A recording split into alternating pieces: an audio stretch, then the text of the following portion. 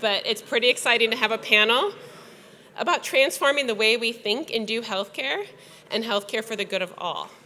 So I was just sent slightly abbreviated bios. Everyone's a little sensitive now. But also this makes all of it very small on my iPad, so I'm going to do my best. So starting on your left is Dr. Uchenna Ossai, physical therapist, doctor of physical therapy, a clinical specialist in women's health physiotherapy, and also certified lymphedema therapist. I didn't know that. I like learning. She's an assistant professor at University of Texas Dell Medical School for the Department of Women's Health and manager of the Pelvic Health Physical Therapy Program at UT Health Austin. UC is an American Association of Sexuality Educators, Counselors, and Therapists, certified sexuality counselor, and serves in the role as adjunct faculty at the University of Michigan Sexual Health Certification Program through the School of Social Work. She is also the creator and founder of UC Logic, a social media and education platform dedicated to the sex and pelvic health education and empowerment of adults. So if you haven't found that on Instagram or Twitter yet, find it. Sandy gave me the shortest one. Dr. Sandy Hilton is the co-owner of Entropy Physiotherapy and Wellness in Chicago. She holds a Doctor of Physical Therapy degree and is the co-host of Pain Science and Sensibility podcast. Sandy works with predominantly chronic pelvic pain conditions with humans and speaks on this internationally.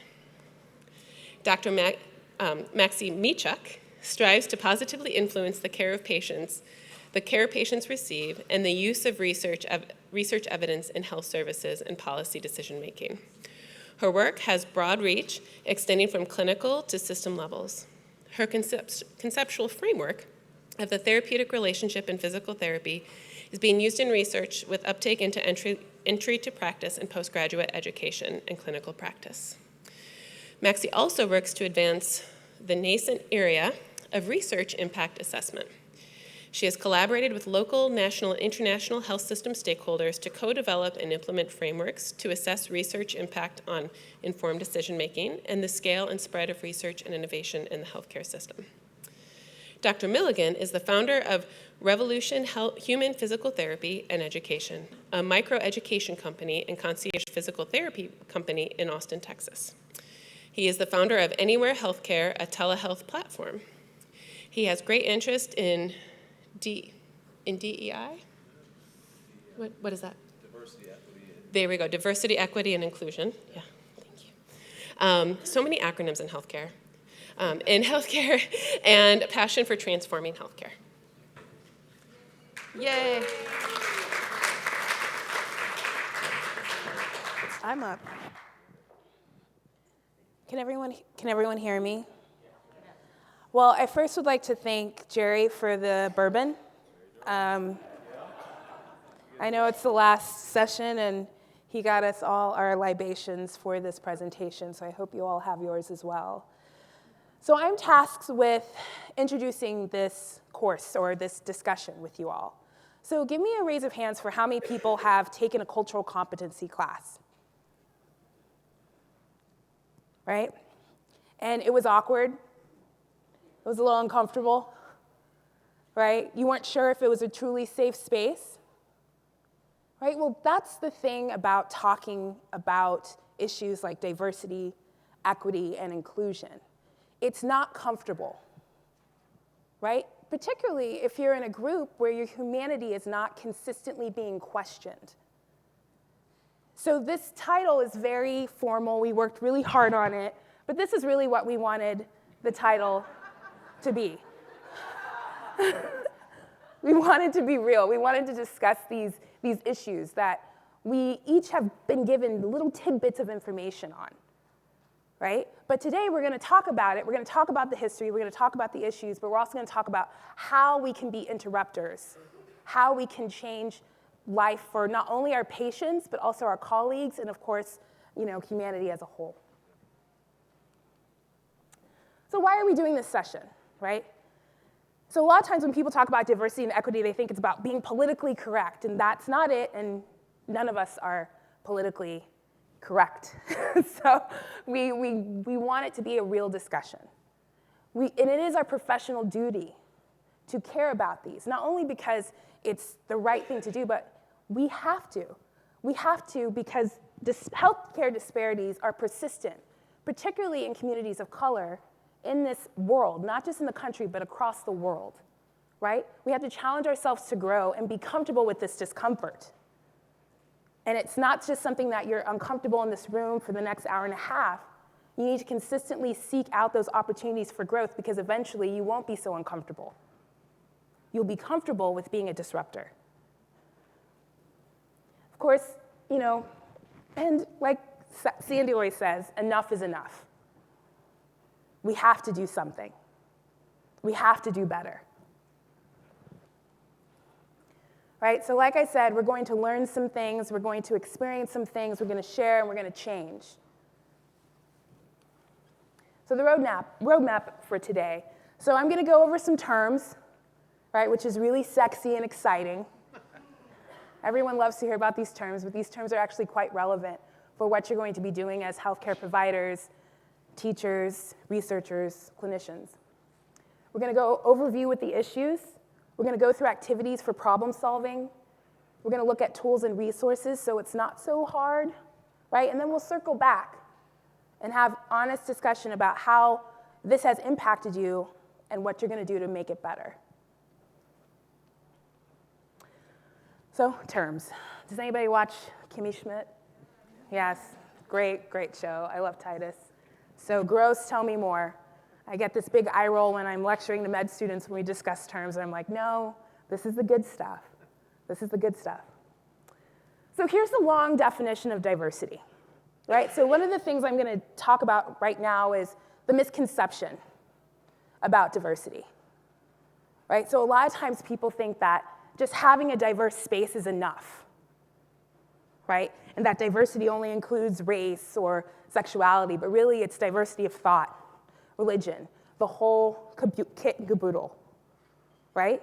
And it actually has to be a true value set, not just for yourself, but for your organization, your university, your research lab. Because if it's not, then it's just surface. And then we start running into issues where diversity is not inclusive, which means it's basically ineffective. So you might have people in your group that are checking a box, but they're not maximizing their own potential, which means your team isn't maximizing your potential. Right? And so oftentimes, when people talk about diversity, like I said, we're thinking of it as, race, ability. For me, diversity is so much more than that. Because for me, diversity means that I can be in a space, I can engage with my colleagues in a safe manner, I know my words are being heard, I know my patients are getting better, but that's obviously not the situation right now, especially in American healthcare. So, equity. So, basic equity is fairness. Right? And we always have, how many people have seen this picture before? Right?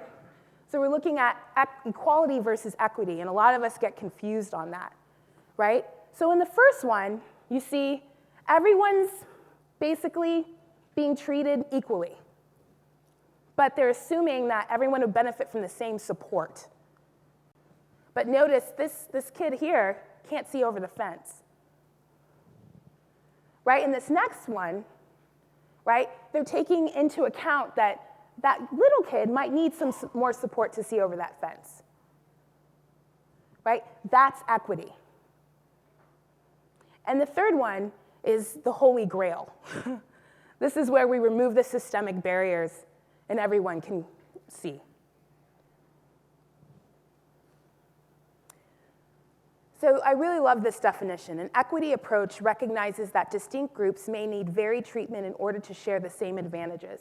Equity initiatives seek to create the conditions for a level playing field by addressing these exclusions.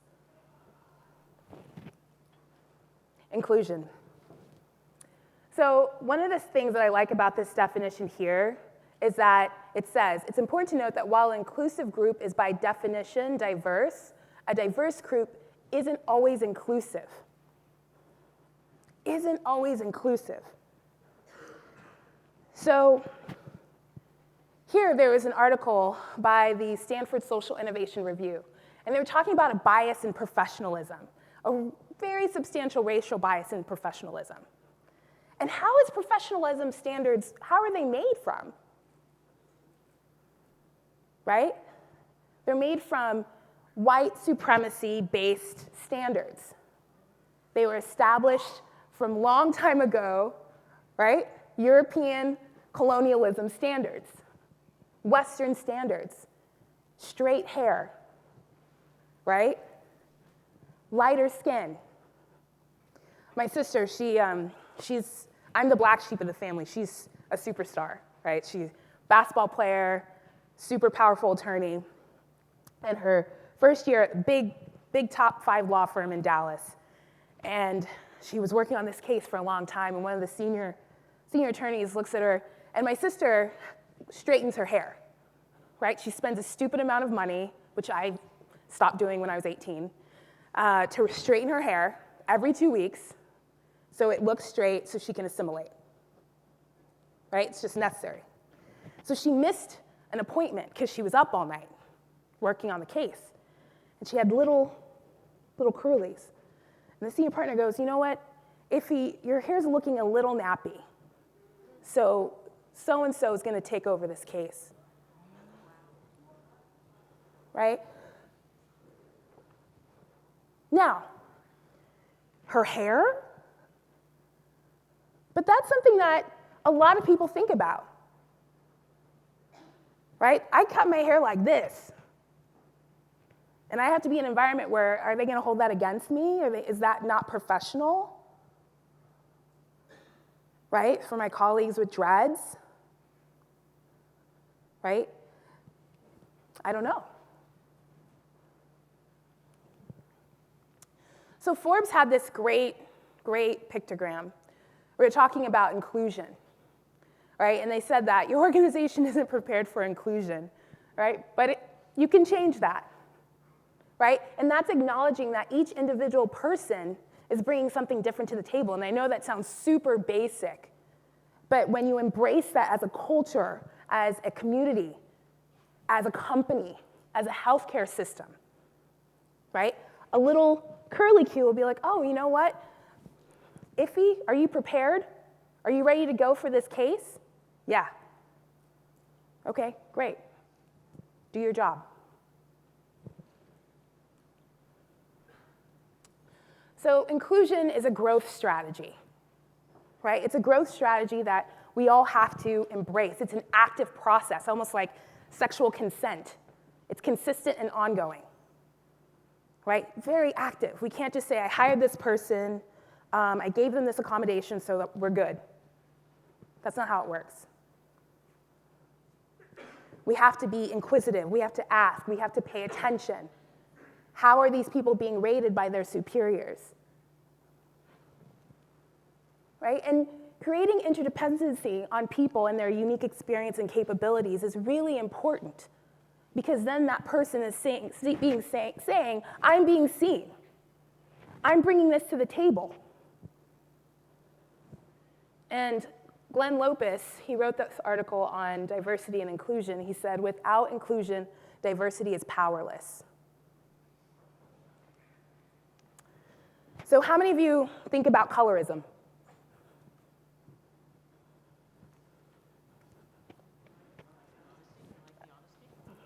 Right? How many people think about racism? Right? Do you think about colorism and racism as the same thing? Right? Sort of, right? When you're thinking about racial discrimination, you have two systems. Right? You have the racial category, which is black, Asian, Indian, but then you have the colorism, which is strictly skin tone.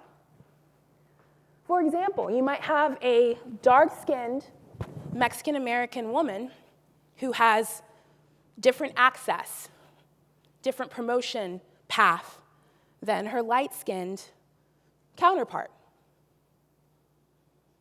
Right? And that might occur in a white space, or it might occur in a space where she's with her own people, which is fascinating, right? Because on top of this racism that they have, you also have to deal with this colorism. You know, one of the interesting things about Barack Obama within the black community is that people were really liked him. And you want to know one of the reasons why they liked him? He married a dark black woman, which is, from a political standpoint, very risky, right? Because it's not desirable, right? Because dark skin is related to savagery, irrationality, ugliness, working class, inferiority, right? And white skin is associated with civility, beauty, higher leisure class, superiority. We know for a fact that people of color, if you're lighter skin in comparison to your darker skin sisters and brothers, you're going to make more money. You're going to achieve higher social standing. You're more likely to marry up, which means a lighter skinned person or someone of a lighter race or a white race or lighter skin color. More likely to be promoted, more likely to make six figures. So when we're thinking about colorism in the context of implicit bias, right, explicit bias, healthcare, how does this play into those quiet cultural messages that we don't have control over? Right? How does that play into that? How does that play into our knee jerk when we're dealing with our patients, with our students? Right? Then we have to look at it from a structural, interpersonal, and internalized racism, right? Internalized colorism, a self-efficacy issue. All those stereotypes that even though you have parents that say, you're awesome, you're great, you're amazing, right? But then they go out in the world and they're just trying not to be the angry black woman in the room, right? So that's a microaggression. That's stressful. You know, some days I'm on the phone with my sister, I'm like, these people are trying to kill me. You know, I'm just like hanging in there, right? Just gotta hold it in because I'm the only one, right? So when we think of intersectionality, right, this is it, right? This is when we talk about the biopsychosocial model, how the biomedical model sucks. We all know that. We've heard that many times this weekend, right, where it challenges the concept of patient blaming, looking at the individual, a theme that we've all been hearing every day the past few days. But it's also an analytical tool, right? It gives people better access to the complexity of the world and themselves, right? People use intersectionality to solve problems that they or them around them would face. I always talk to my patients about this.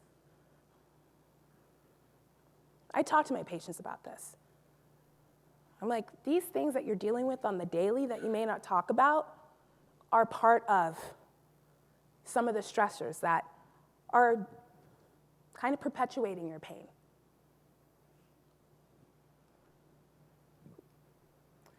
So this model's great. So here you're looking at the line of domination, right? And you're looking at the top, here we have privilege, society norms, right? And then oppression and resistance. So what's interesting is, let's say, we have whiteness here. We're white, and you're in that privilege group. But then if you slowly come over here and you're black, you're under the oppression and resistance. But then, what if you're dark-skinned black person who's wealthy?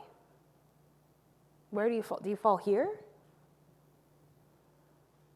What if you're older and unattractive, right? I'm sorry, Mark. He just said don't talk about him like that. I didn't. Don't be silly. See, I just lost my train of thought. Have a drink. I need a cocktail. All right, so I totally lost my train of thought. Thank you, Mark. Old and unattractive. Okay. Where would you fall? Yeah. Where would you fall, Mark? Under the line. Okay. So Mark is under the line, under oppression. No, but you're white. Oh, true. So are you Above the line Are because I'm you white? above the line? I don't know. You know, Surfing it. in the middle. Yeah.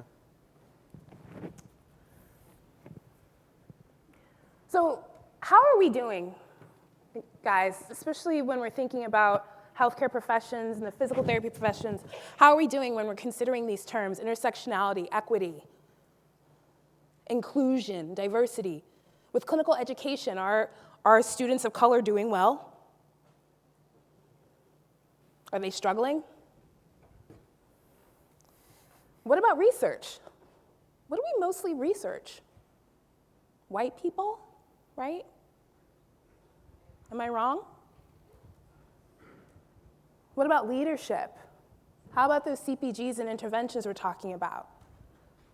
Is this part, are all of these terms part of the thought process? Are they considered as valid factors?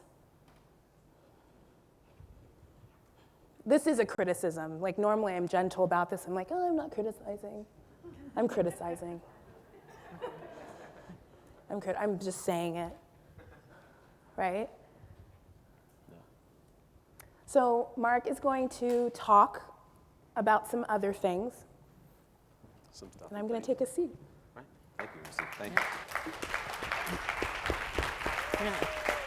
Oh, good work. Gift work. Yeah, it's awesome. Thank you so much.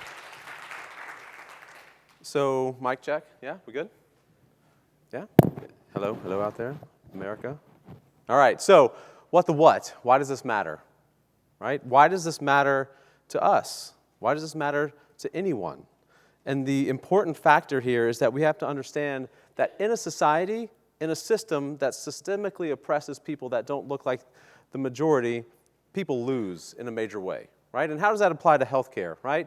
So let's look at a term called health disparity. Health difference that is closely linked with economical, social, and environmental disadvantages, right? You guys are familiar with health disparity? How many countries have a health disparity in this world? There's one answer. It's all of them, right?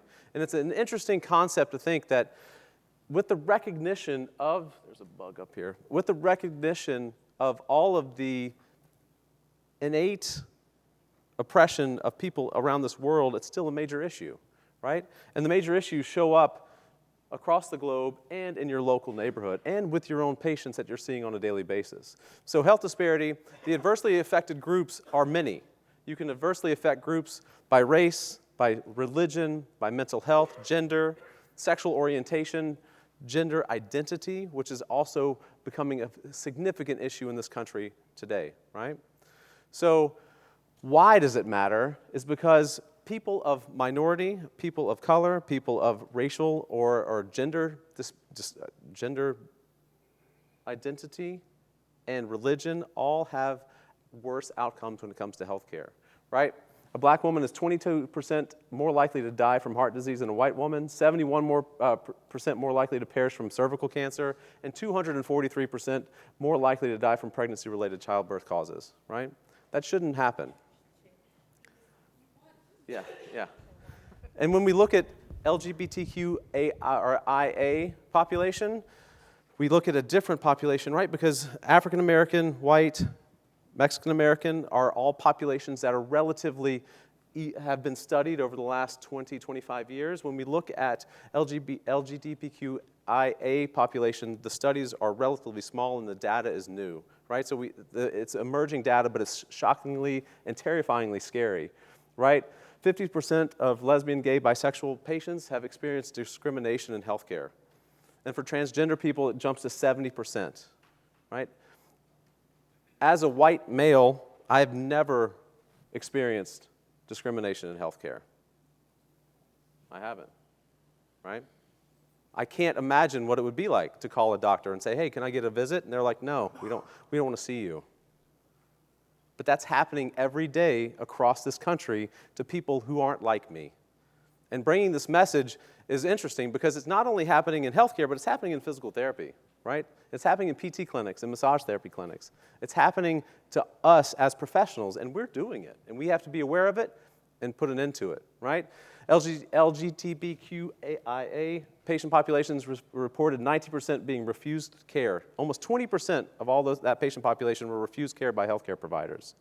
28% were subjected to harassment in the medical setting, and 2% actually had violence in the doctor's office. They were violently assaulted in their physician and provider's office. And then 50% of people actually had to communicate and educate their provider about their condition or about their procedures, right? There's a gross lack of knowledge in healthcare in our country about an emerging population that needs to be cared for, and that needs to be taken seriously and considered as patients. And then we look at race and refusal of medical care by race, right? On average, 20% of all of these races were refused care, right? 36% of American Indians were refused care because of their race. And in physical therapy, this is from Ross and Shechel. This is specifically for LGBTQIA population, that they had significant themes that were presented to them when they arrived for PT. There was assumptions of sexuality, because you look like a woman, you are a woman, or you look like a man, you may be a man, which that's a false assumption, right? There's assumptions of gender.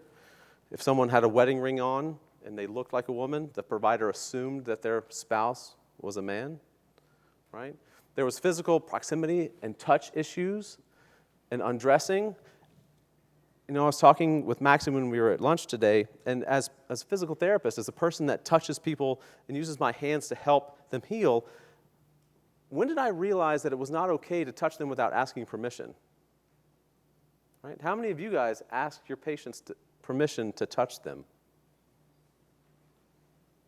That's awesome. There's still some room for some improvement there. But sitting across from a patient and you go to evaluate them, it's rare that I'm like, okay, I'm going to evaluate now, can I now touch you? That's not a frequent statement that most providers make. They just make the assumption, since that patient is sitting in front of them, they're there for musculoskeletal pain, that I must be able to touch them. It's their express consent that they're sitting in front of me. But that may not be the case, right? And also being very conscious to undressing or changing their physical dress in front of a patient, right? They may not be comfortable or appropriate. And then there was reports of discrimination, fear of discrimination, right? What's one of the biggest themes of this entire weekend is fear, right? One of the biggest themes of this weekend is the patient experience. One of the biggest themes of this weekend has been engaging a patient and meeting a patient where they are and listening to their story and hearing who they are. Do we do that for people who don't look like us? Right? And then the ultimate price for all of these disparities, I know this is a pretty broad overview, is really life, right? People that are discriminated against in the healthcare system die early, right? We've heard that already this weekend, but the statistics are shocking, right? Women, they have 8 to 9 years of quality life more than poorer women. Men, 8 to 9 more years than poorer men. 40% higher death rates for blacks than white. And then the minority populations bear a disproportionate amount of disease, mortality, morbidity in this country. But I want to break this down and make it a little bit personal. I want you all to picture your own hometowns or where you live in this space, right? Because I found in my research and speaking about this that this is universal. This is Austin, Texas, right? I live in Austin. It's considered a blue dot in a red state, progressive. Supposed to be pretty inclusive and encompassing. A lot of cool people live there. But Austin has a horribly racist past and still continues, actually, on a public policy level, right? In the 1870s, they displaced freedmen towns, the slaves that lived in Texas. They destroyed those towns, wouldn't let them live there. In the 1928, they created a Negro district where only the black people could only live in that one space in Austin. Right? And then in the 20s and 30s, they actively removed Mexican Americans from Austin proper. They could not live there. The city council passed a prohibition of Chinese immigrants owning property because they weren't citizens. They couldn't own property. The Texas City Council eliminated them from owning property, again, alienating another culture. And then the Industrial Development Plan of 1957 are you guys familiar with Austin? Austin is divided north to south by I-35, right? East Austin is what I'm talking about. West Austin is where the affluent property and people live in downtown. And in 1957, the Austin City Council made it so that no one, they basically said that anything on the east side of Austin, you could do whatever you wanted with the property, with no regards to human life. You could build whatever you want. Factories, there was no plumbing issues. You could dispose of any kind of crap in the ground. There was no regulatory issues, right? And in this time, there was also a government, the Housing Act of 1934, which caused lenders to kind of create redlining. Are you guys familiar with that term? So in this whole time, the federal government is making policies that challenge a racial divide with lending as well. So I-35 was built in 1962, and that kind of sealed the deal for separating the zones in Austin. And then the urban removal in the Austins in the 60s and 70s, where African Americans were also effectively pushed into certain areas of an Austin. And then continued zoning on the east side of Austin today, as recently as 2016, the occupancy per square foot is 3 times as high as the west side of I-35. So you can put 3 times as many bodies in the same square space as you can on the east side of I-35. So it's a systemic oppression of the east side of Austin, and it really shows up in these maps. So redlining, if you're not familiar with it, it was the systemic denial of loans and in the financial world, the denial of loans and financing for people to purchase housing or purchase or do renewals on their house or upgrades for their housing based on zones of neighborhoods. And the federal government came in and put lines around neighborhoods, delineated them as being a very good quality, moderate quality, poor quality, and definitely not a good quality neighborhood. And so this is a map of Austin's red line zones, right? And so the capital of Austin is right here, this little dot, that's downtown Austin, right? And the river that runs through Austin is right here. This is the east side of Austin, all right? I-35 was built right here. I know it's a crappy PowerPoint line, but that's the approximate location of I-35. So just for reference.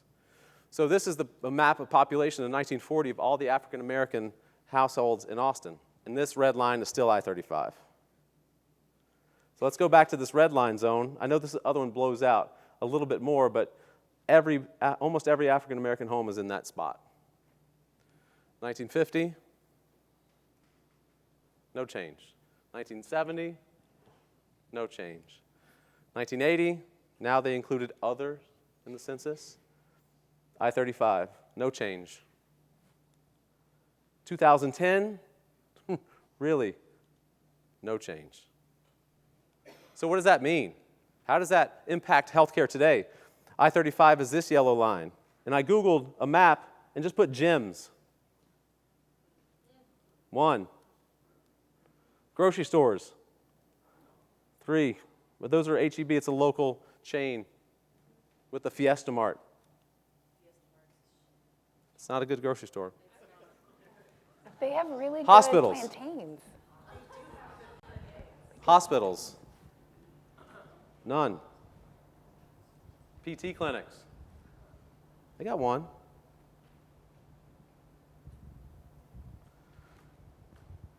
What does that mean for life expectancy in Austin?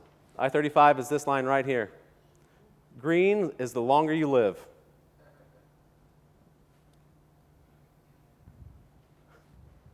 Right?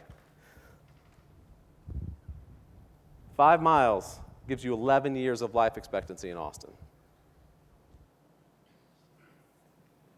Systemic policy on a federal and local level changes how long people live in our society. In the one pocket of Austin, this little pocket, from this pocket to this pocket, it's a 20-year life difference in less than 1 mile. And so when we talk about terms of inclusivity, equity, and diversity, we need to bring it out. It's so interesting to me that the talk right before us was talking about the molecular expression of genes and health outcomes. And we're talking about federal policy at a level that blows everything up. So how do we make sense of this? How do we create change and get people over here to live longer? How do we change policy? How do we act as professionals in a space where, regardless of how we treat people every day in the clinic and listen to their story, other people out there are dying because they can't get access to care?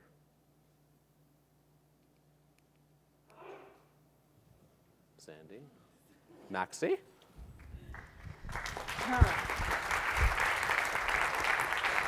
Hop in. I'll sit on there. Musical chairs. Look at the musical chairs. Yeah. Oh, yeah, you betcha. I have to say I wasn't expecting to become emotional. But my anger's turning into sadness. My job today is to try and contain myself, apparently, and to unpack what is getting in our way. I mean, obviously, presented an impactful picture. There have been other presentations here this weekend. Other presenters that have presented have pulled into this conversation as well. And when I became a physical therapist, I certainly did not assume that I would only be providing care to some of the people some of the time. And I'm going to make an assumption that nobody has gotten into healthcare thinking I'm going to pay. I'm going to work with some of the people some of the time. I'm going to support some of the people some of the time. So what is getting in our way of providing health care, right? So I'm going to pack some of these. There's terms, all right? More terms, but they're good terms. And they're terms I think most of us have heard of, but let's just deepen into them a bit. So implicit bias, or unconscious bias. Lucy mentioned it. We live in a complex world, and we're taking in a lot of information all the time. So we have to make certain assumptions about our world, okay? And we behave based on those assumptions, those unconscious assumptions. If we didn't, we'd freeze pretty quickly. It's like, you know, your computer, you have too many windows open, Jerry Durham, and you know, you're providing too much information, too much input, we'd freeze, right? So we have to make assumptions unconsciously and act on those assumptions. But when those assumptions apply a stereotype to another person or another group, that becomes harmful, right? But we're unconscious of them, okay? What I find interesting about implicit biases is that they can be a better predictor of our behavior than our conscious values.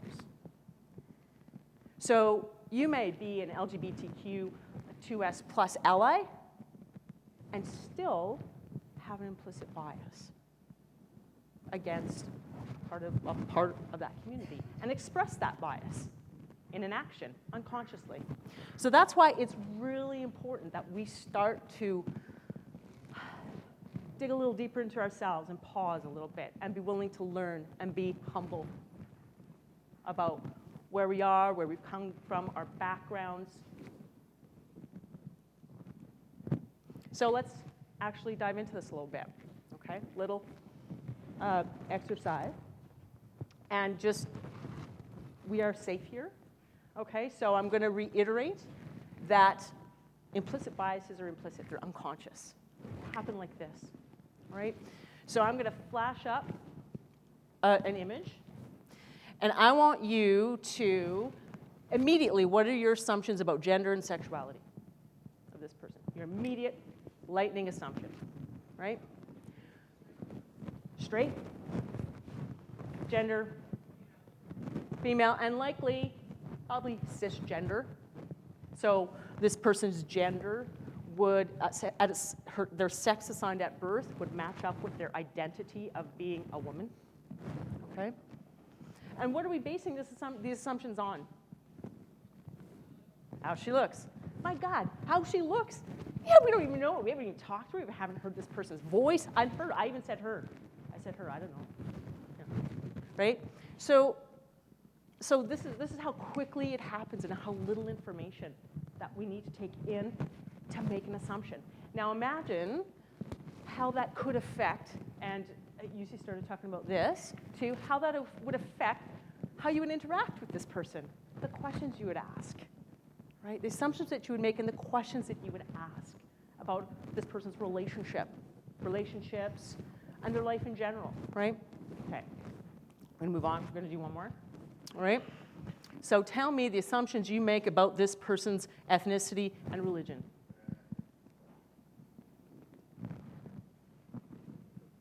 Right? So once again, the point being that this happens so quickly, right? None of us are immune to it, okay?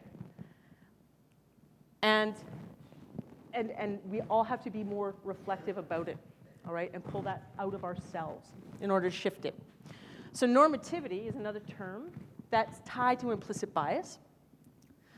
And really, it is the assumption that the experience of the majority applies to everybody. And we talk a lot about this in gender and sexuality circles, all right?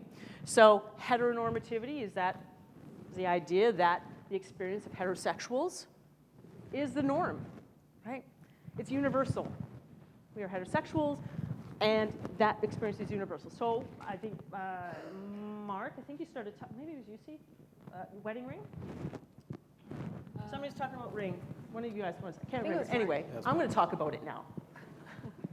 So I'm up here wearing a wedding ring, or I shouldn't have even said that. I'm wearing a ring on my ring finger.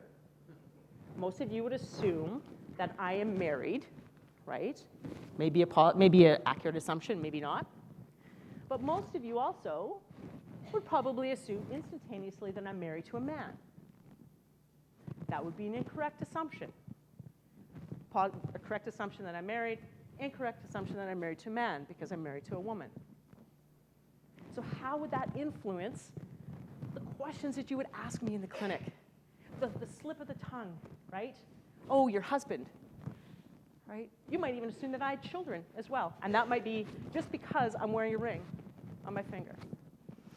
So it's important that we start to, once again, understand that the experience of the majority is not the experience of everybody. And that's when we start talking about diversity and the importance of diversity and inclusivity, because we will erase less common identities, right? And we need that diversity and we need that inclusivity because we are facing some tragically difficult issues in our society. And we need to pull from that diversity to be able to solve some of our problems, right? And also because it's a moral and ethical issue, right?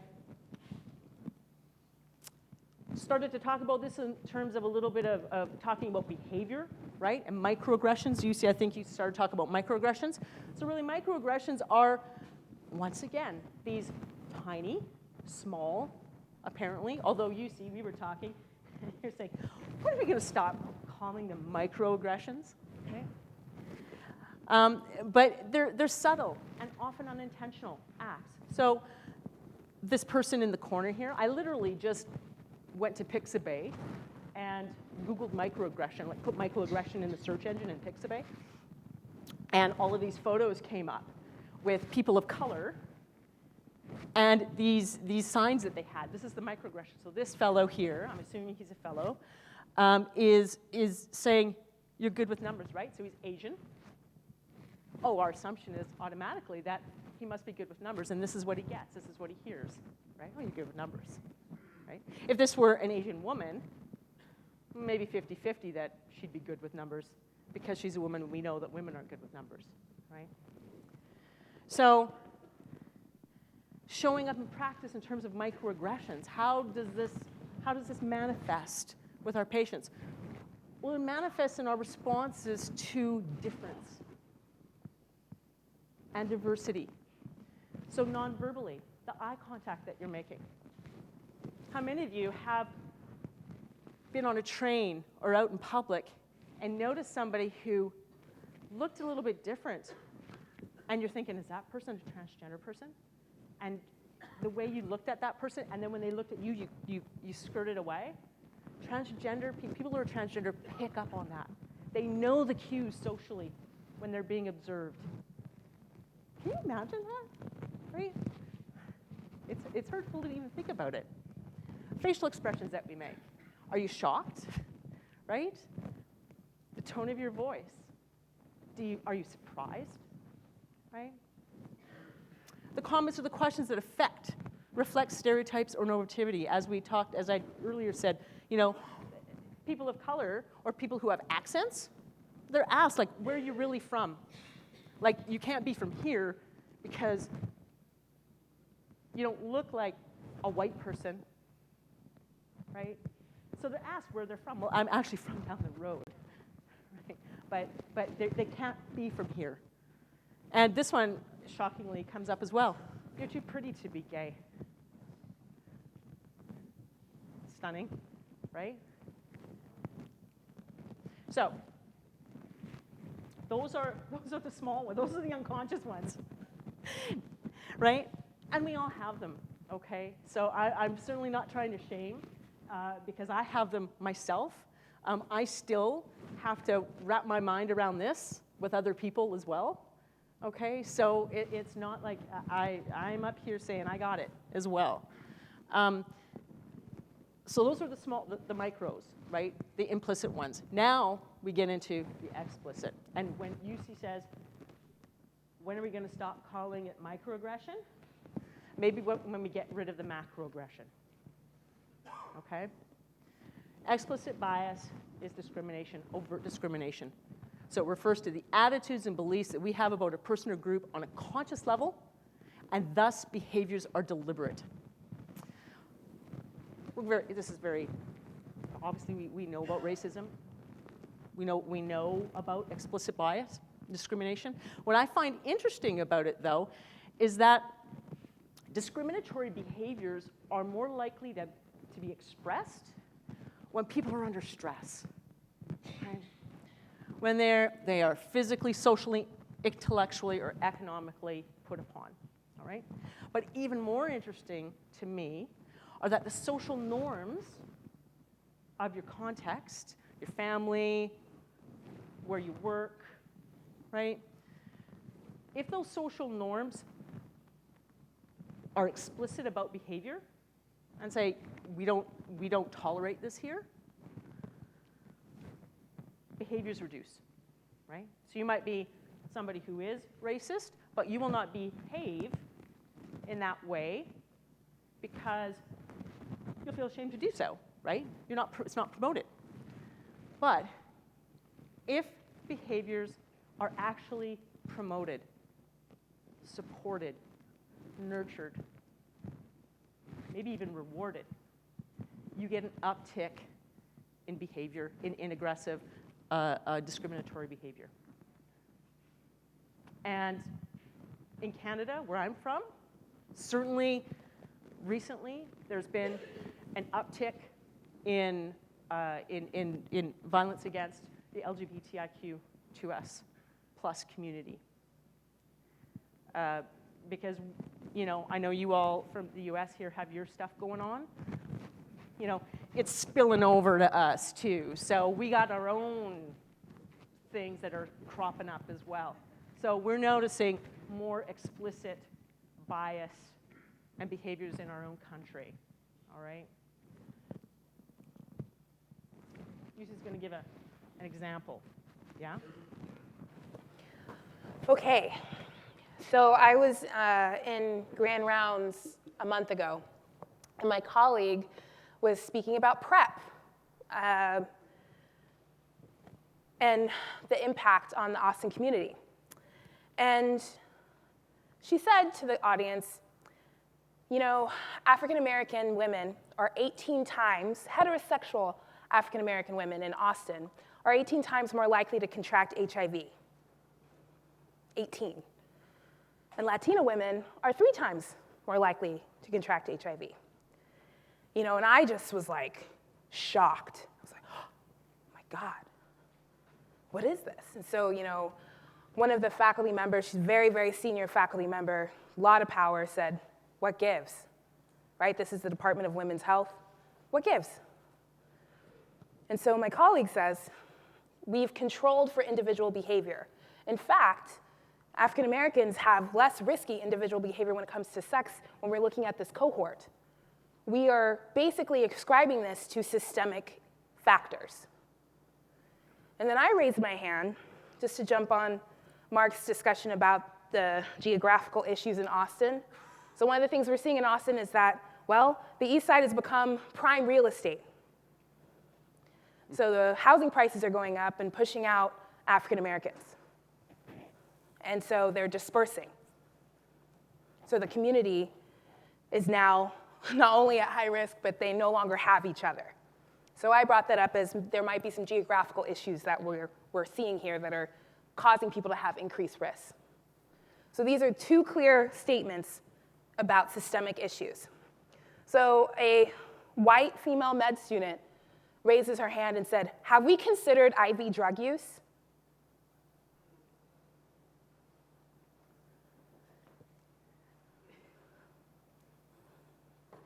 I am the only black faculty member in the entire room of 60 people or 50 people. There's one light-skinned black resident, 2 Asian med students, 1 Asian faculty member. That was it. I looked around the room and I was appalled. No one checked her because that was plainly racist. Sorry. That was racist. That's some old school Reagan nonsense that found itself into a 23-year-old future healthcare provider who's woke, voted for Hillary, right? I was also appalled by my colleagues. No one said a thing. No one said a thing. No one said anything. No one seemed to be upset by it. I just spoke, right? So I already spoke about race, and I'm not Captain Save-A-Ho, right? I'm not. I'm not going to put myself out there again. The risk is much higher for me. It's much higher for me. It's more costly. I have a new boss. I can't be the angry black chick. These are the things that are running through my head. But that was wrong, and I'm concerned. So, is there an issue here? I mean, and I don't know if you guys feel safe saying yes or no, but please feel safe in saying yes or no. I'm not going to judge you, at least not horribly. I'm just kidding. Not for long, I'm just kidding. Should I? Oh, did you guys, how about you guys group up? Yeah? Just go open the groups and think about, yeah, just a few minutes, 3 minutes. Just think, is there an issue here? In this situation, what would you do? What would stop you from taking action? What would enable you to take action? And are there health implications here? If anyone at home feels like chiming in on the app, you can do Okay? that. So I'll give everyone 3 minutes. Literally, 3 minutes. 3 minutes. Yeah, talk it out. Talk it out. We're going to have some And report back. Is that a good example? Oh, it's Jerry. Did you hear Jerry? Jerry said, let me find the group that looks most like me.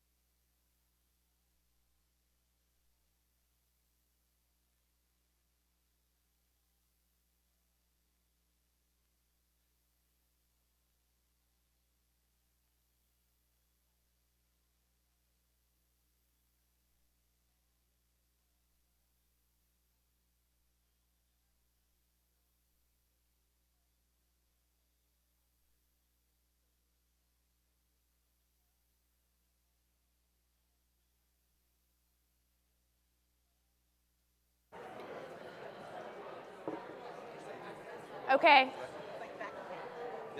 Was that 3 minutes? I don't know, it's like being a parent. You're Okay. Yeah, you're in charge. That's fine. Yeah. Yeah. You have 30 seconds. 30 seconds. Did you want to police this? Did you want to do? Did you want to? Did you want to run it?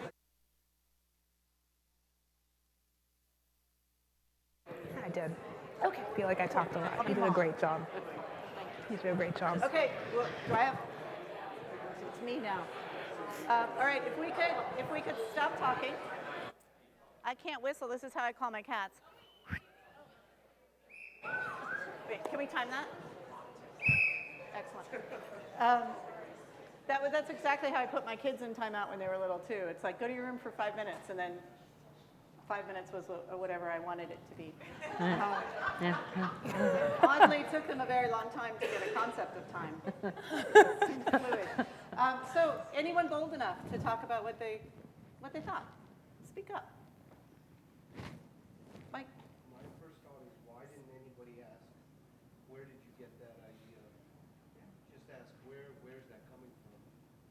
So it would have been nice if someone in the room had said, where's your idea coming from? Yeah, so to get an understanding, it's a professional setting, so you don't want to be outrageously aggressive, but you want to create an understanding of where is that implicit bias coming from. So what we would do on Twitter then is citation needed. but really, it's like, okay, you have this information. Where did you come from? Where are you getting your data? Yeah. Anyone else? Yeah.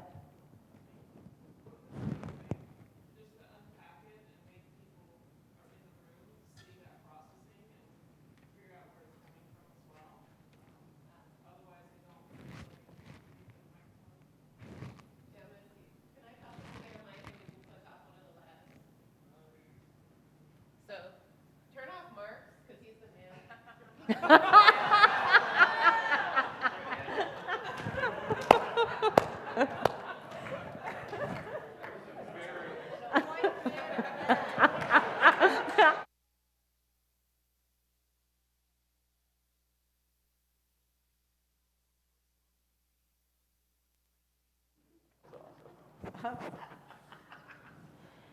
Just a dramatic pause while we get a mic to the room. Melissa, and then we have to. Yes. I am so appreciating the level of engagement at 5:30 on. I'm just, thank you so much. It's not Like, easy. I'm like so appreciative.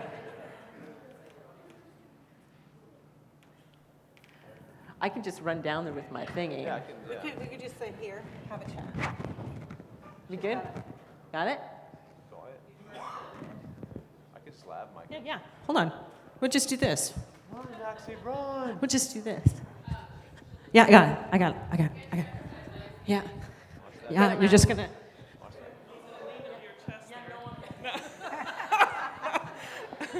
Well, being a half Hispanic that's viewed as totally Caucasian, I would be the one to definitely want to step up if no one else did and say, you know, so obviously this person doesn't realize that this implicit bias is being projected in that way, and I'd want them to unpack that in front of everyone so that they can even check themselves on why they're saying what they're saying. So all of those, that whole processing could benefit everyone and make them really think about what they're saying. Right. Okay, hold on.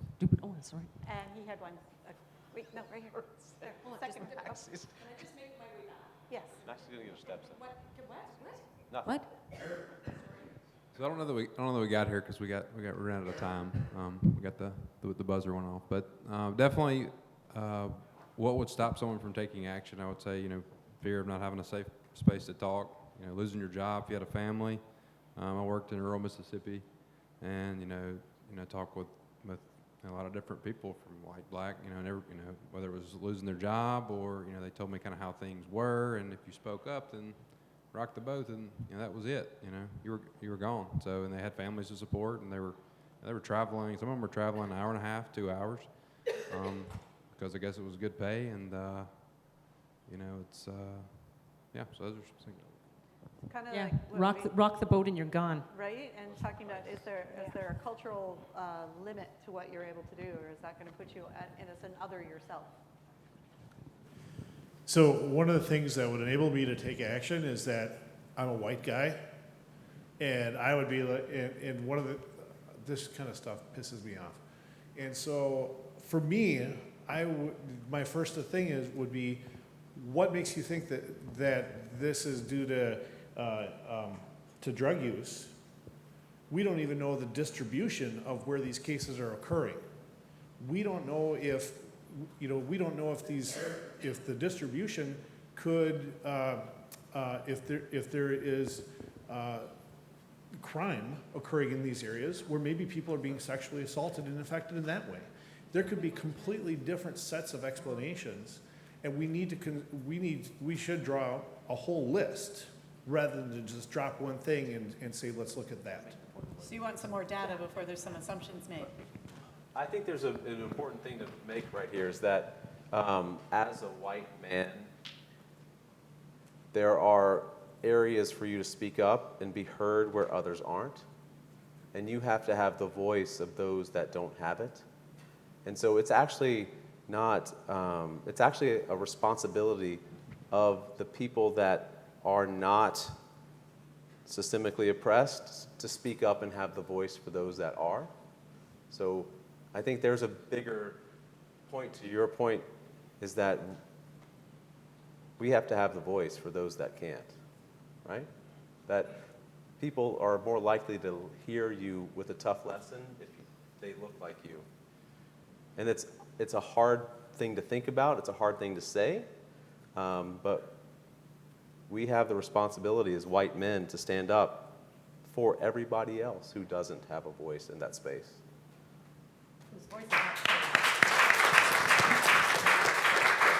Whose voices aren't heard, sorry. It was something I learned on the internet the other day, is actually everyone has a voice. It's just some voices aren't being heard right. or silenced actively.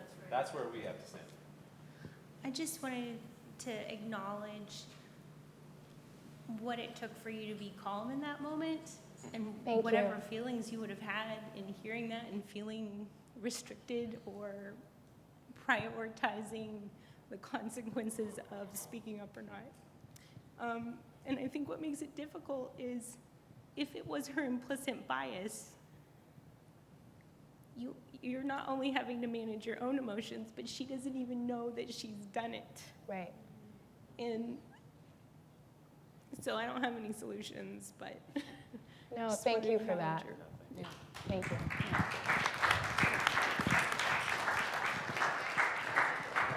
Okay.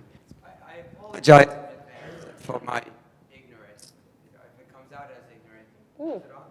Yes? Yes? Joe, here, hold on. Use this. Yeah. So I said I apologize in advance for my ignorance, and perhaps it will sound ignorant, but perhaps that 23-year-old white Hillary supporter didn't have an ounce of racism in her blood. And the intention was there's two ways you can contract HIV. One is sexual or one is drug IV use, and you had eliminated, there wasn't any difference in the sexual behavior amongst the black women. So the next thought was perhaps it's drug IV use, and it had nothing to do with the race card, perhaps. Oh, Is that totally. a possibility? And if you start the communication, then maybe that would, I mean, I agree we should have communicated rather than silence. Okay. It was racist. Okay.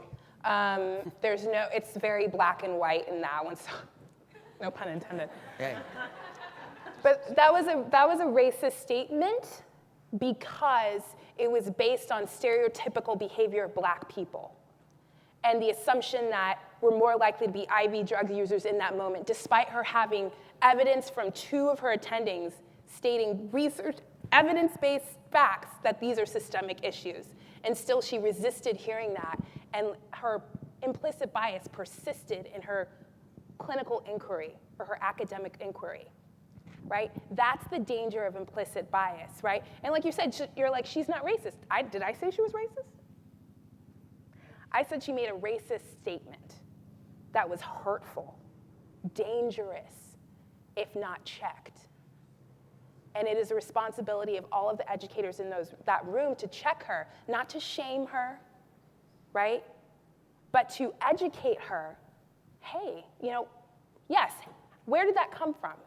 But that statement was rooted in racist undertones that were programmed into your brain because no one interrupted that programming all along your development. That's what it is. And I think the fundamental thing is there's no longer, that it's not true that the use of IV drug use is no longer a cause for HIV in African American women. Like, that's a fundamental issue, that's the underlying, that's not a truth, right? There's other systemic issues that are pushing the cause of HIV in African American women. That's an 80s, 70s, 80s stereotypical racist statement. That's no longer true in medicine, right? That's the larger implicit issue here, is that it's not true.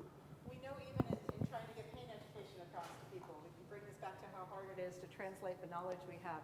When the filter that we hear things through is based on inaccurate information about the people we're going to apply it to, then there are, as that last question, very serious health implications. Because you can imagine in this room where allocation of resources may or may not be given.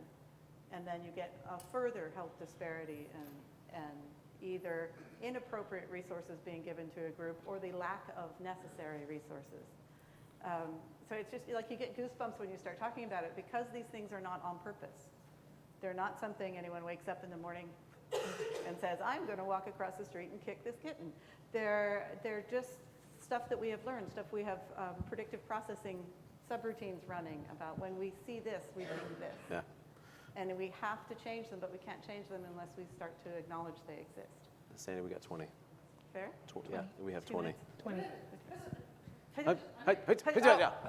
One more. We have 20 minutes. Sorry, we have 20 minutes. I'll go fast. It does go on his a little bit, but I would like to say, this is awkward. What I was trying to express with my group is where I actually think the issue is with me and with my family and my community. I grew up in the South. I grew up in Kentucky. We grew up in a very white is right social standing, and I'm 32 years old. I had one black person in my school. We kept Hispanics in a separate corridor. They weren't in our classes because they couldn't speak English well enough. Wow. I was taught as a child that you cannot have an interracial marriage or relationship because that's not right. I can remember people painting their lawn ornaments black because that's their rightful place in life. And this is a conversation people had with me when I was 16 years old. So that's not that long ago. So all of these prejudices are in my head, and they're in my head every day, and they're in my head when I see anybody who doesn't look like me. And I fight that. So if I would have heard that in the room, I should stand up. I'm white, I'm from a good socioeconomic status, but I hear it so much at home. I hear it so much. I hear all of the white noise that it doesn't stand out. The problem is me. Give her credit for standing up for that. Thank you. Yeah. Thank you so much for sharing that. I really. And I just want to wrap up on how that situation concluded. So I approached four of my junior colleagues who are actually very good friends of mine in a text. And I said to them my distaste of what happened. And they said, oh, you see, we were all uncomfortable. We all noticed how racist that statement was. And we didn't know what to do. And then they all apologized because they were like, we shouldn't have expected you to save us again. You're not the help. I'm so sorry. And I said, I don't want an apology. I just want you to fix it. Do better. Go back. Check that student. Let's go to our chair and discuss what we are obviously missing in the medical school education in terms of this stuff. That's how I handled that.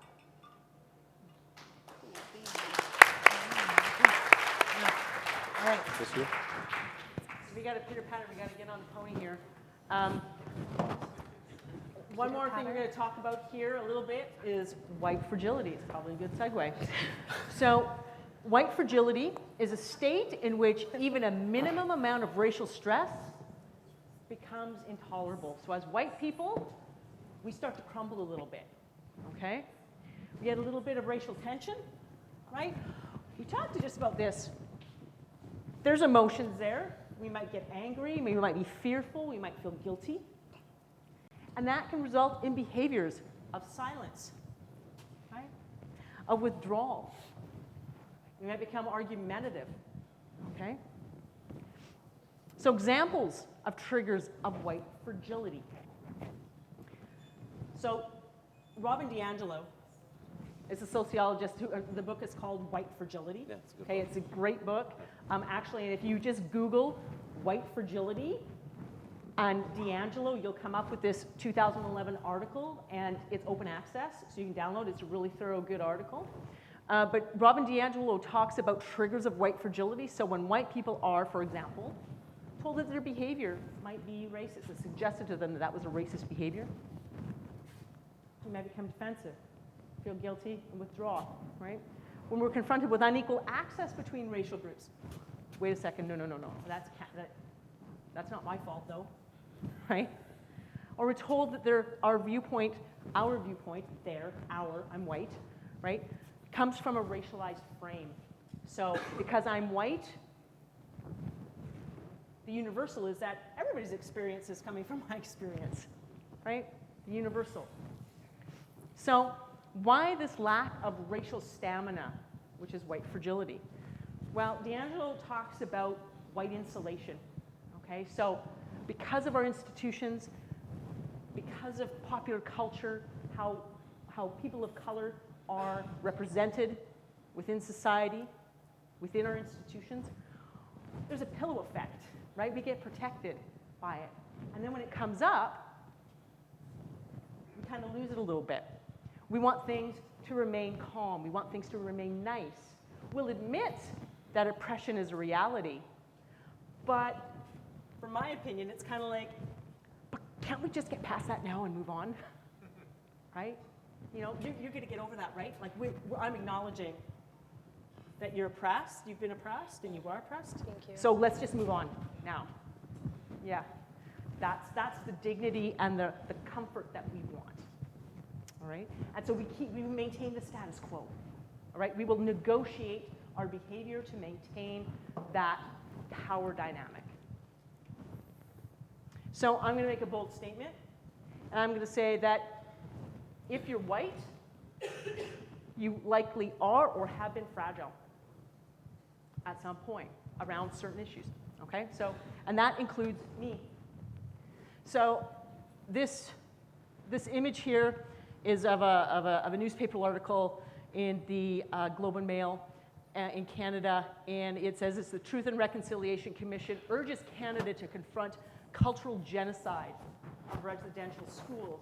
So for those of you who haven't heard of residential schools in Canada, a very horrific and tragic story short. Basically, the Canadian government and churches conspired and agreed in 1831 to start pulling Indigenous children out of their families and putting them in schools run by churches, essentially to assimilate them, Yeah. to assimilate, Remove their culture. right? To assimilate them in being European, in being white, into not being established, into being a Christian. 6,000 children died between 1831, and we don't even have the accurate records, between 1831 and 1996 when the last residential school was closed in Saskatchewan. 96? 1996, okay? So the Truth and Reconciliation Commission went out, talked to 6,500 witnesses, started in 2008, ended in 2015. A long time, a lot of data, all right? And I've spoken out against residential schools.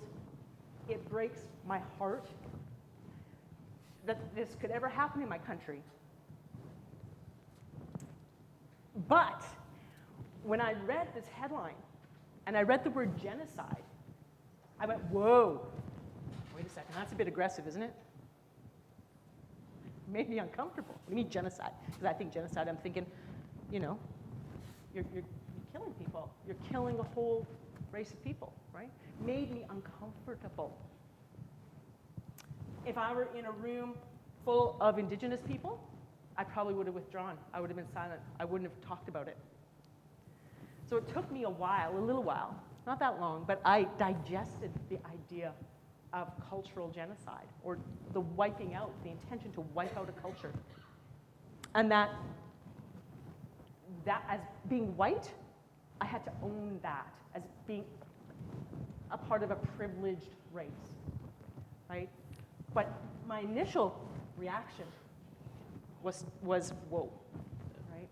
So once again, it's not about judgment, it's not about shame, it's about owning it, right? So that we can change it. What? Yeah. Okay, gotta keep it down. Okay, Yeah, so 10 just minutes, 10 minutes. winding it up. I'm the one, right?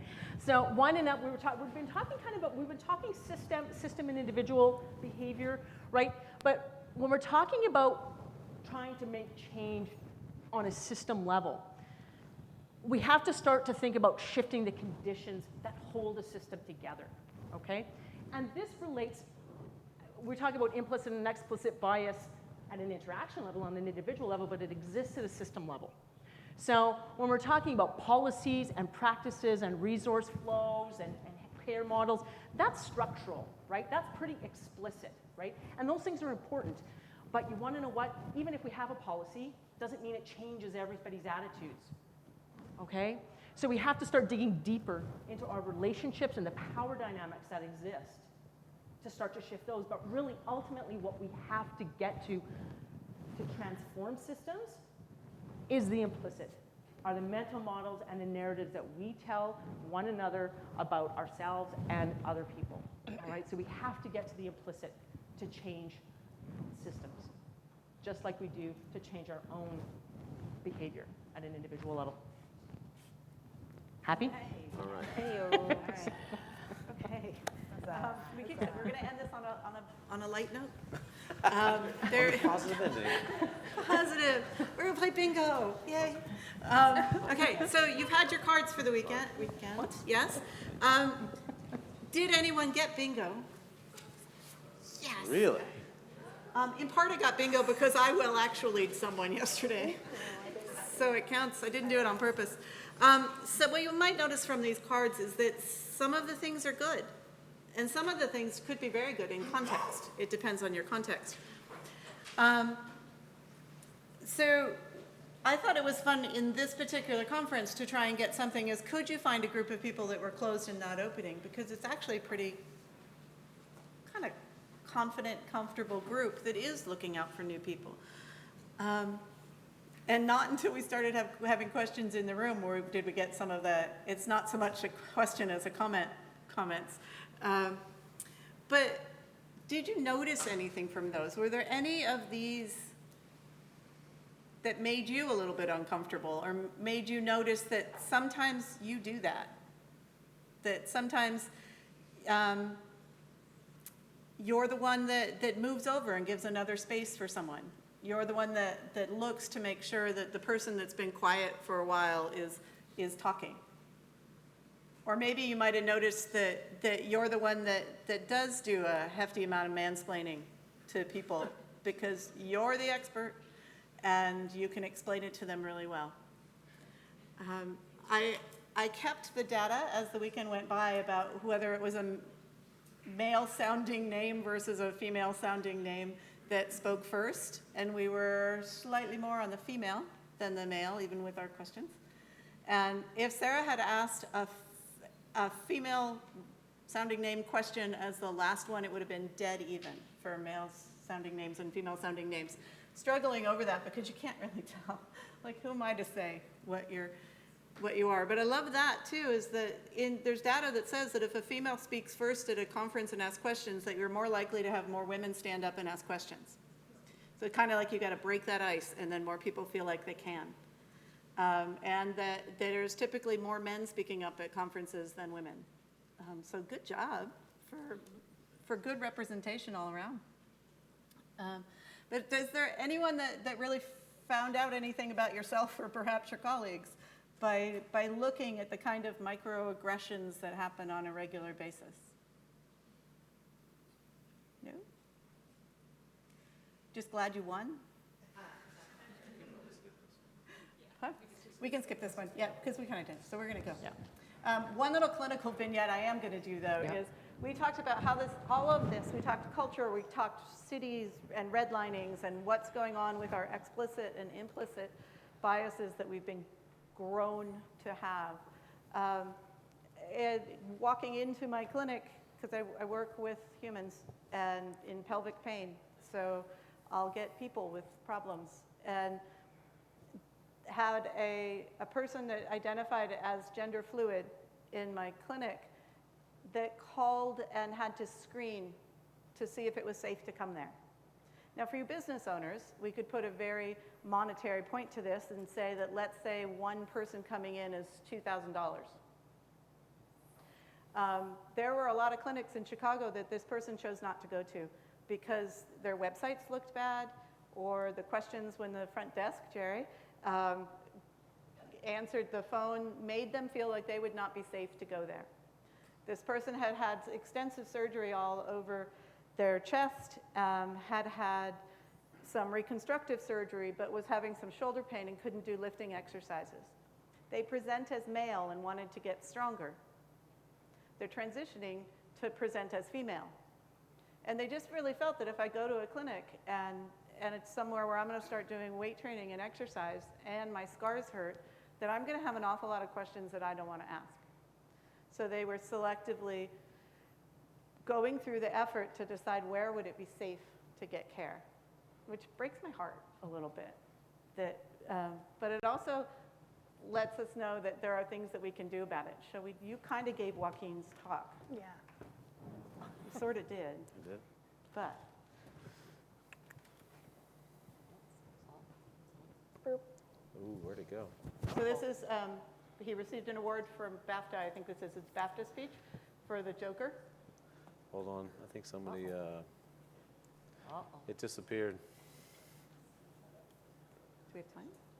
Hold on. It was on there. Which one? Oh, yeah? Oh, yeah, there it is. Can we see it all? Or I need to go to the other. Windows and P? Yeah, you do it. Thought I had this down. I'm not tech savvy. You have it way more down than I do, so I appreciate it. For the voiceless. I've been thinking a lot about some of the distressing issues that we are facing collectively. And I think at times we feel, or we're made to feel, that we champion different causes. But for me, I see commonality. I think whether we're talking about gender inequality or racism or queer rights or indigenous rights or animal rights, we're talking about the fight against injustice. We're talking about the fight against the belief that one nation, one people, one race, one gender, or one species has the right to dominate, control, and use and exploit another with impunity. I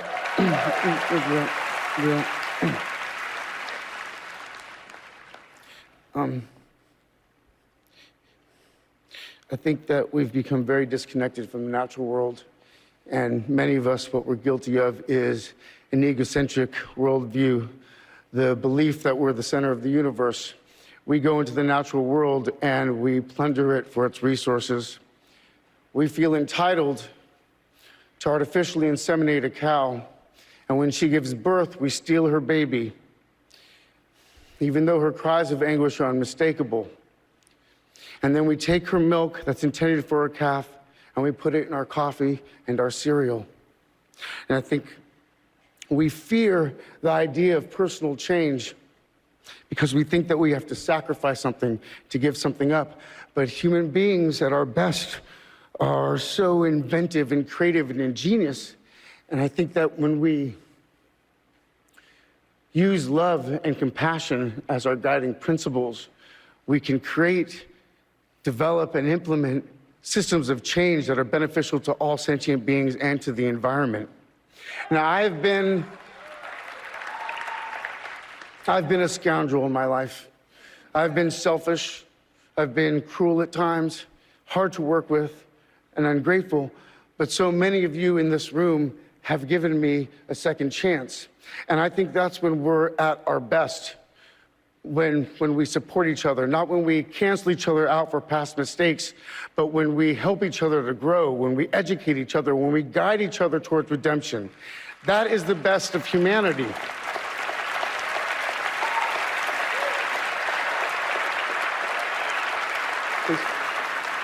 I want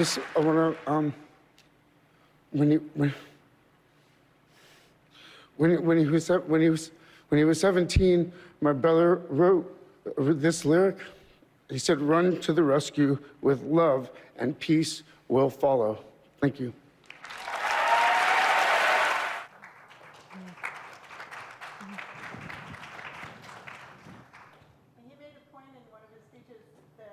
Mark had brought up earlier is that it is the people who benefit from the systemic bias that need to change it. It's not on the people that have to fight against it to have to also rescue themselves and others against it. It's those of us who benefit from it that are in the position and have the responsibility to change it. I think it's cool. So there are tools and there's things that are also already happening in the world and in clinics.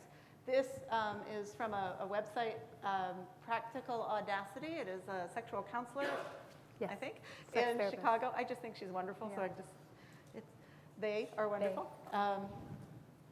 The first time on this website, people know they are safe to be there, regardless of how they describe themselves or how they feel. They know that it's a safe place to go. We have that ability in our websites to remove language that puts up a wall. We also have an ability in our website, I swear Jerry is not paying me even with the liquor, to have our front office, to have our front office that is not offensive.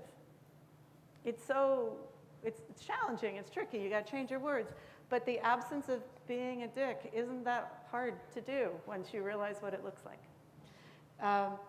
And then we also have a way to change the chatter in our waiting area or the materials that are in our waiting area so that we create an environment where a human will feel like it's a safe space.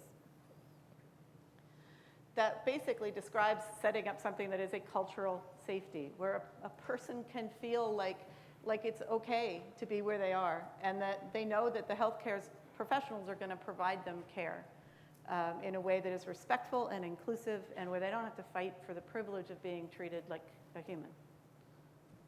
Fair with that one? Because if they don't, then what happens is people don't come for care.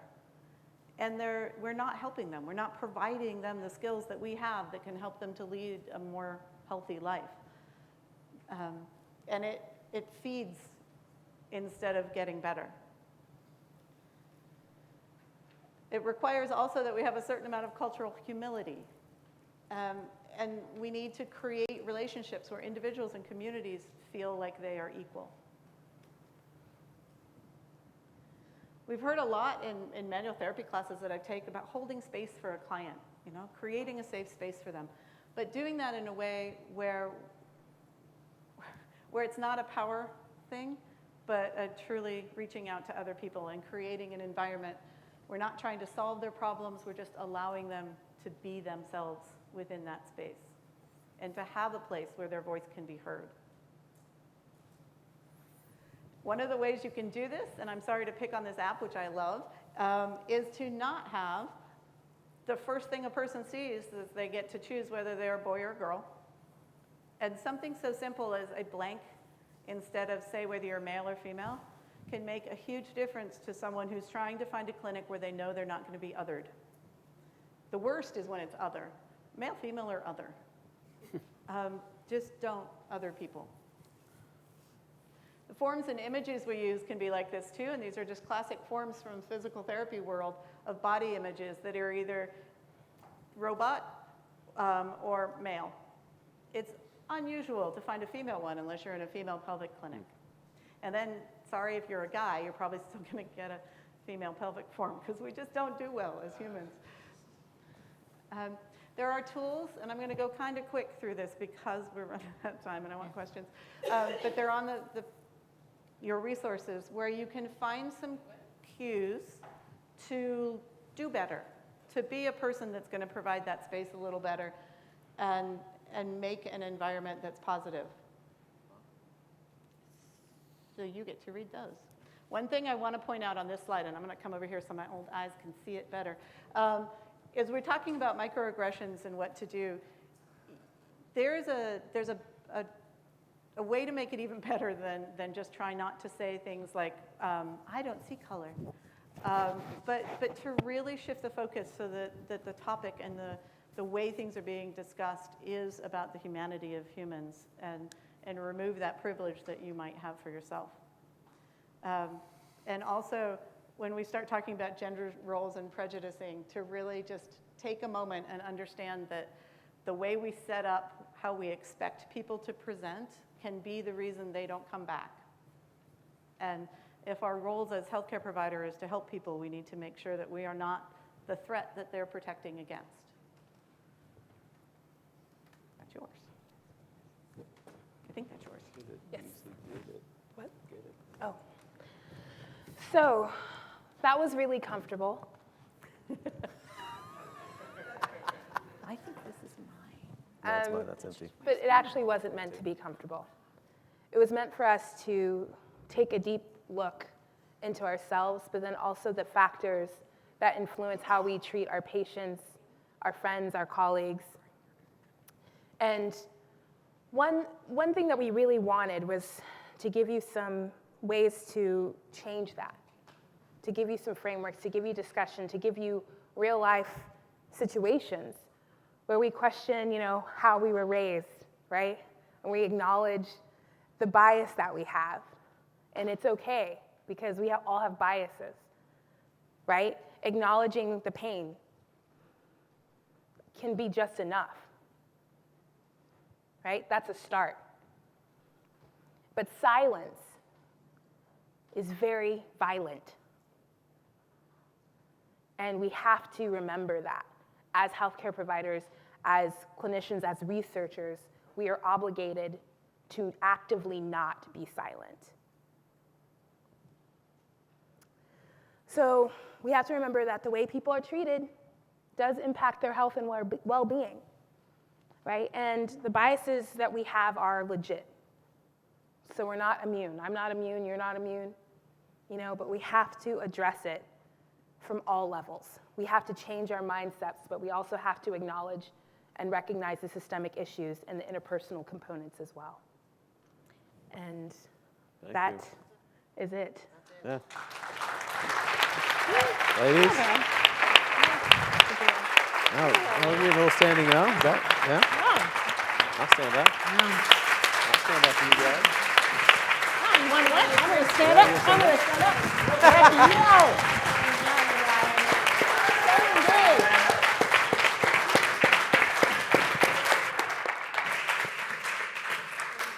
Alrighty, so thank you guys. I've never been so happy to be so uncomfortable. And so, Mark mentioned questions. I actually checked the feed. There was just one question. So Eric, if you want to ask it after we close. Cool. Mostly because I had a little chat with Rajam, and it's time to think and let things percolate and maybe write down some questions and think about it. Because also, if we start passing around the mic, we're going to be sobbing and in here till midnight, and they don't want that either. So there's going to be stuff out there. So definitely, this is not the end of the conversation, obviously, and I feel so cheap right now, but sign up for next year. Because in all seriousness, this is the only place I've been where these conversations are actually happening in the healthcare realm. And obviously, they need to happen more and more often. So I don't know what the schedule is, but this seems to be a hit. There were some people, so this is recorded, right? So let's say that you want to think about it, watch it again, look at everything again. Someone asked me earlier also about the codes. In your schedule, your trifold schedule, this is how you can get all the recordings, all 60 hours and 20 minutes. To rewatch it and maybe share it with a friend, watch it, talk about it, and think about what you want to do to to make that change. So that's all I have. Thank you for putting up with me and letting me play. Thanks for dancing. And I'm going to shut up because it is time for a cocktail, but I'm going to invite Rajam. Oh, okay, real quick, one last thing on the app. We did this in the beginning about what you hope to get. If you could just take one quick second and put in, what did you get? It's like that post-Christmas check. Did I get what I wanted? Or did you end up getting something better?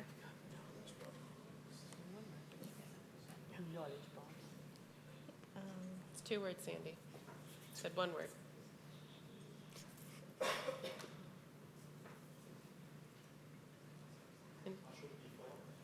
Okay, so once you get it in there, we're actually going to share the before and after and see how they compare.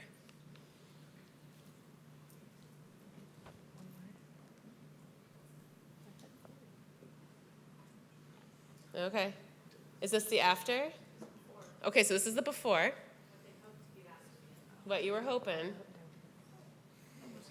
I don't know, I'm so nervous. When are you going to put up the after? Yay! That's actually pretty damn good. Oh, I like the Fantastico. Yeah.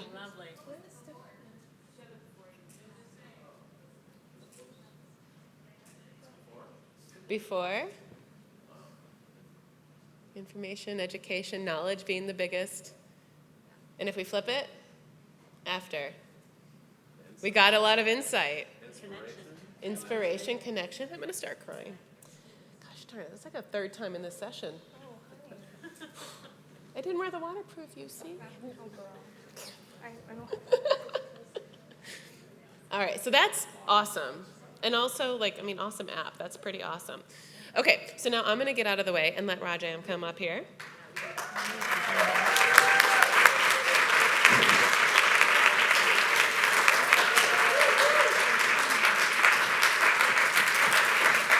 Thank you, everybody, for coming. Let me finish. Don't keep clapping over me because I just want to finish real quick.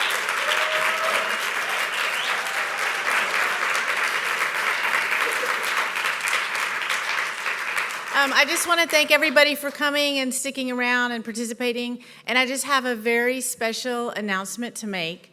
So for the first time ever, the San Diego Pain Summit is going to have 2 keynote speakers in 2021. On the Saturday will be Dr. John Lahner, who is a narrative medicine physician.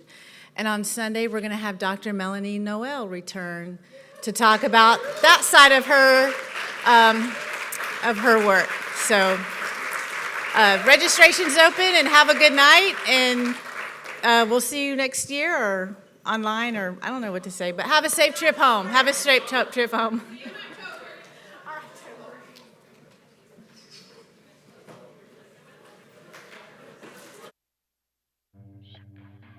I'm getting myself in something I don't wanna. I'm getting caught up in him, but I don't wanna. I'm getting off track and I can't control a thing.